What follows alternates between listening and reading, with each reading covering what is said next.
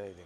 Sir, ಈಗ T Ravi ಪ್ರಕರಣದಲ್ಲಿ ತಮ್ಮ ವಿರುದ್ಧ ಬಿಜೆಪಿ ನಾಯಕರು ವಾಗ್ದಾಳಿ ಮಾಡ್ತಾ ಇದ್ದಾರೆ. ಅದರಲ್ಲೂ ಏನಂದ್ರೆ ಜೋಶಿ ಅಂತವರು ತಮ್ಮನ್ನು ಅಸಮರ್ಥ ಗೃಹ ಸಚಿವರು ಅಂತ ಟೀಕೆ ಮಾಡ್ತಾರೆ. ಇಲ್ಲ, ಅವ್ರ ಪಾಪ ಅವರಿಗೆ ನನ್ನ ಸಾಮರ್ಥ್ಯ ಗೊತ್ತಿಲ್ಲ ಅವ್ರಿಗೆ, ಅದಕ್ಕೆ ಅವ್ರು ಹಂಗೆ ಹೇಳಿದ್ದಾರೆ. ಈಗ ನಾನು ಅವರಿಗೆ ಅಸಮರ್ಥ ಕೇಂದ್ರ ಸಚಿವರು ಅಂತ ಹೇಳಿಬಿಟ್ರೆ ಅದು ಎಷ್ಟು ಸಮಂಜಸವಾಗಿರುತ್ತೆ ಅನ್ನೋದನ್ನು ಅರ್ಥ ಮಾಡ್ಕೋಬೇಕು ಅವರು.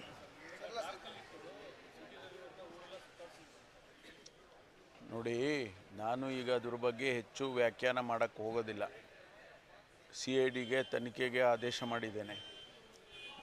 ಈಗ ಅದರ ತನಿಖೆ ನಡೆಯುವಾಗ ನಾವು ಯಾವುದೇ ಹೇಳಿಕೆಗಳನ್ನು ಮತ್ತು ಸ್ಟೇಟ್ಮೆಂಟ್ಗಳನ್ನು ಕೊಡೋದಕ್ಕೆ ಬರೋದಿಲ್ಲ.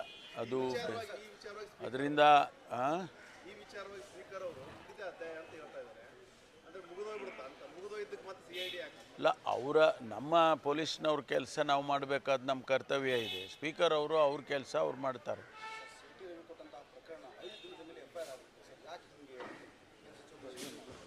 ಇಲ್ಲ, ಅದು ಎಲ್ಲ ಅಲ್ಲಿಯ ಸಾಧಕ ಬಾಧಕಗಳನ್ನು ನೋಡಿಕೊಂಡು ಸ್ಪೀಕರ್ ಅವರು ಅವರ ಅಭಿಪ್ರಾಯಗಳನ್ನು ತಗೊಂಡು ಅದೆಲ್ಲ ಪ್ರೊಸೀಜರಲ್ಲಿ ಮಾಡುವಾಗ ಸ್ವಲ್ಪ ಡಿಲೇ ಆಗ್ಬೋದು, ಆದರೆ ಅದನ್ನು ಸರಿಯಾದ ರೀತಿಯಲ್ಲಿ ಮಾಡಬೇಕು. ಅದಕ್ಕಾಗಿ ನಾವು ಇವತ್ತು COD ಕೊಟ್ಟಿದ್ದೇವೆ.